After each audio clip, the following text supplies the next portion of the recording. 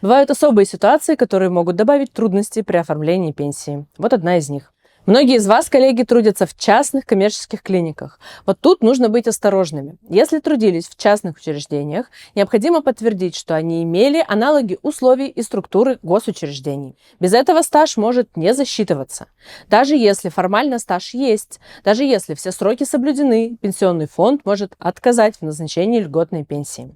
Давайте разберемся в одном из самых частых и коварных подводных камней – стажа в частных медучреждениях и должностях, которые не подходят под льготу. Стаж, отработанный в частной клинике, может не засчитываться как льготный, если учреждение не соответствует определенным критериям. Что важно? Чтобы организация обязательно имела лицензию на медицинскую деятельность. Деятельность должна быть аналогична государственной системе здравоохранения. Учреждение должно соответствовать по структуре, штатному расписанию, условиям труда и типу оказания помощи государственному ЛПУ.